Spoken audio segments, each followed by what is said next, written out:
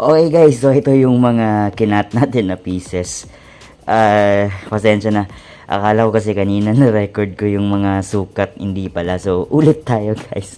Tanga-tanga. By the way, ito. Sige, simula tayo dito sa etong front niya guys.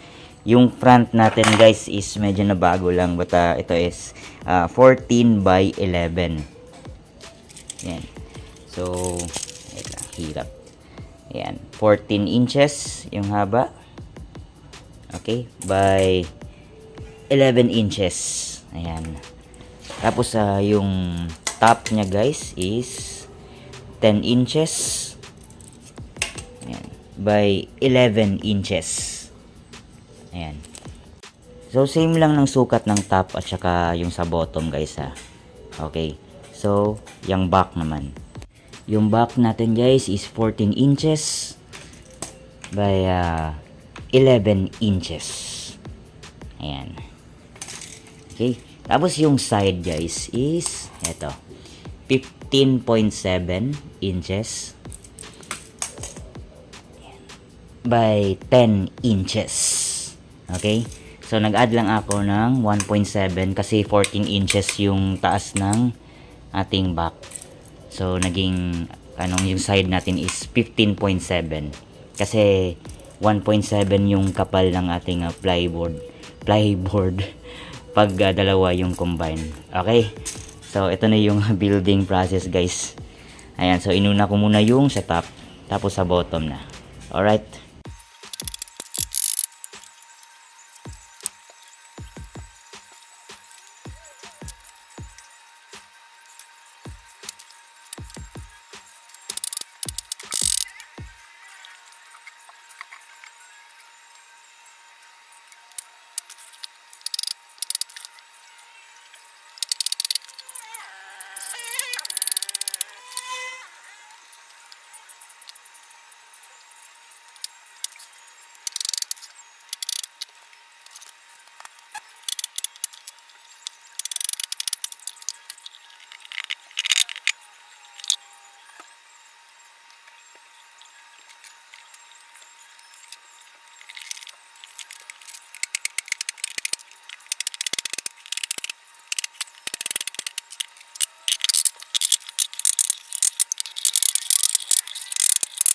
Ayan guys, so tapos na ang ating pag-build sa ating mini Bluetooth speaker.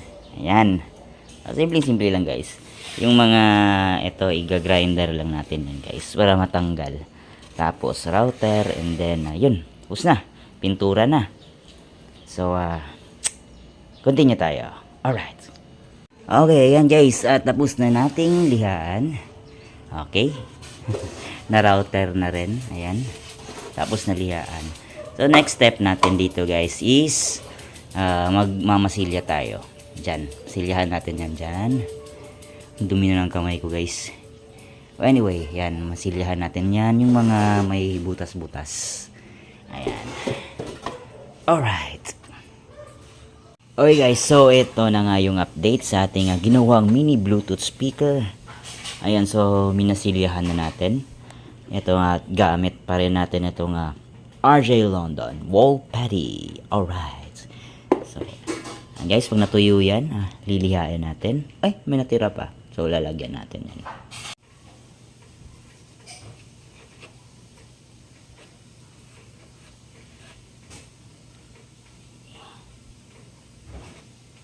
Ayan. Alright. Alright. So, pag natuyo yan, lilihaan natin. Alright. Alright guys, so, ano na siya, makinis na. So, ready for painting. I mean, textured painting. Tapos, pag natuyo na siya guys, proceed tayo sa painting. Ayan, so, textured paint tayo. Ando na yung hinalo natin na pang textured paint. Alright, so, let's go.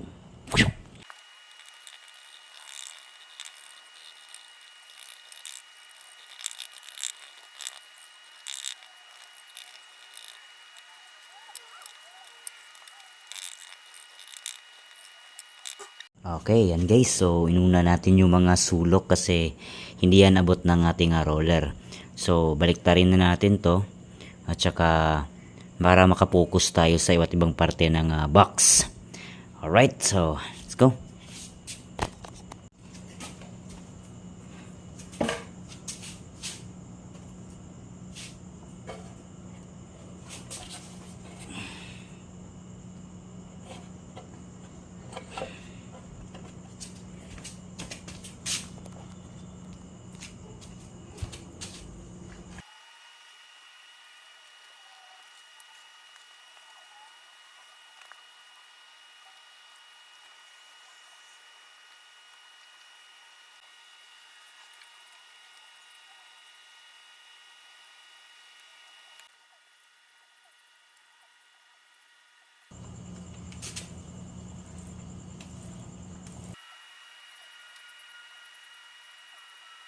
Alright guys, so tapos na nating textured painting. Ayan yung itsura niya. Hindi lang halata guys kasi gabi na kasi. So hindi siya masyadong ma-appreciate. Ingay ng aso. Alright. Alright guys, so pag matuyo na to, ayan, so lilihain na lang natin ng bahagya and then top coat na tayo. Alright. Ayan guys, so tuyo na yung ating textured paint na DIY mini Bluetooth speaker. Ayan. Ayan. So yung itsura guys, ito. Ayan. So lilihain na natin ito ng bahagya. Tatanggalin natin yung medyo matulis. Ayan. So pakita lang natin to mamaya. So di ko na i-video guys kung paano natin nilihaan to. Alright. Alright, so tapos ng lihaan guys.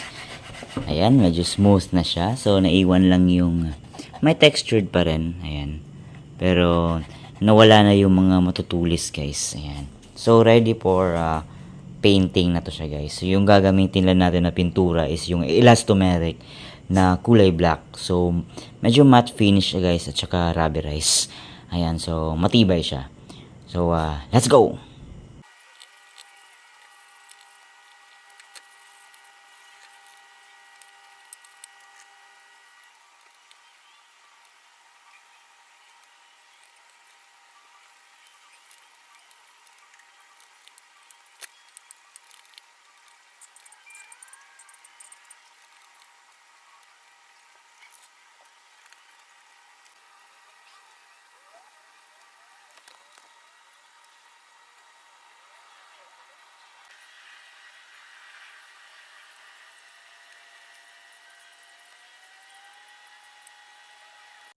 Alright guys, so yan na yung first coat natin. Ayan, so siguro mga 15 minutes balikan natin for a second coat, then third coat. Alright, so di ko na i-video yung second at third coat guys. Alright. Alright guys, so kompleto na yung mga materials natin since tuyo na yung box natin. So nandiyan na yung speaker, tweeter, yung rubber feet, at saka yung mini amplifier niya. So, kabit na natin dito lahat-lahat. So, lalagyan lang natin to ng mga accessories. Yung handle dito, at saka yung rubber feet sa ilalim. So, let's go!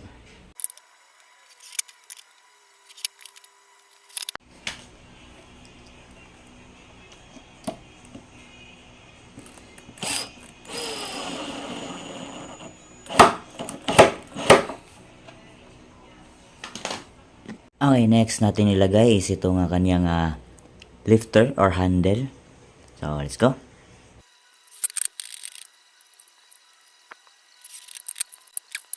Ayan, so good na. Next naman nating install is yung amplifier niya sa likod. Let's go.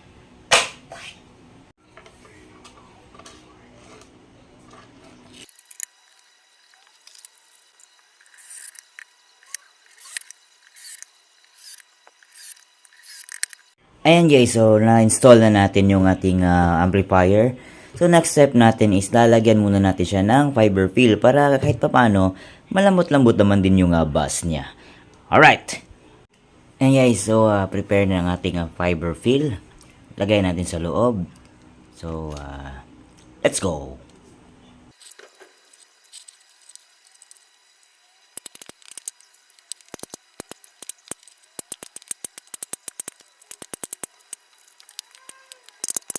Ayan guys, so nalagyan na natin. Ayan, so goods na yan. So install na tayo sa speakers. Alright. Ayan guys, so before natin install yun na Twitter, lagyan natin ng eto, foam tape ba tawag nun. Para walang singaw talaga dito ng hangin. So only in the eto sa exhaust niya. Pati yung speaker guys, nilagyan din natin. Ayan. Ayan, para walang tagas talaga ng hangin. So install muna natin yung Twitter. Alright.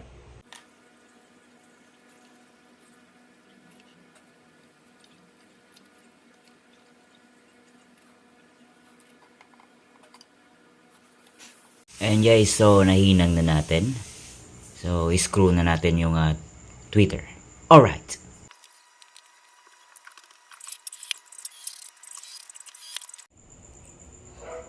Alright, so next is yung woofer naman. Alright.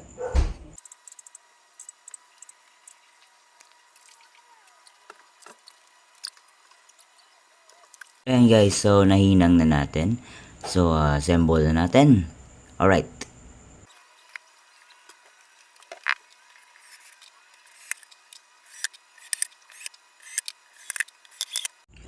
Ayan guys, at natapos na nga ang ating DIY mini Bluetooth speaker. Ayan, D10 yan siya guys.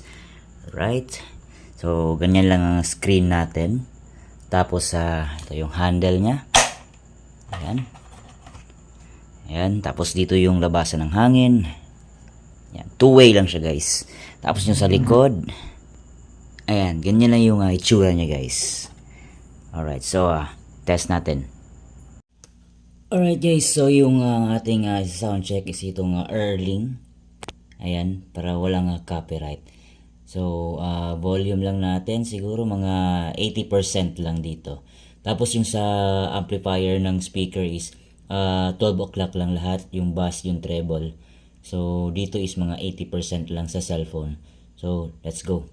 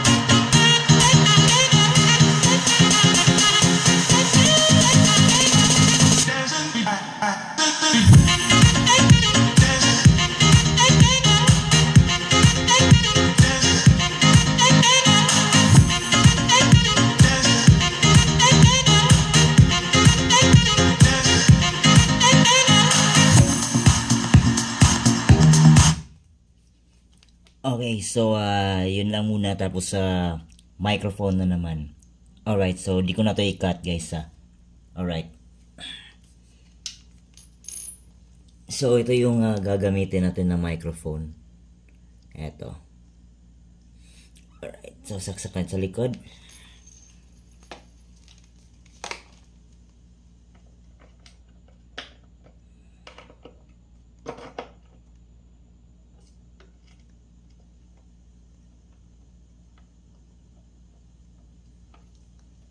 So, ito yung tunog guys pag walang echo.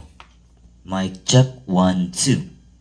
Sound check, testing. Mic check, 1, 2. So, lagyan natin ng echo guys. Sound check, testing. Mic check, 1, 2. Sound check, testing. Mic check, 1, 2. Alright.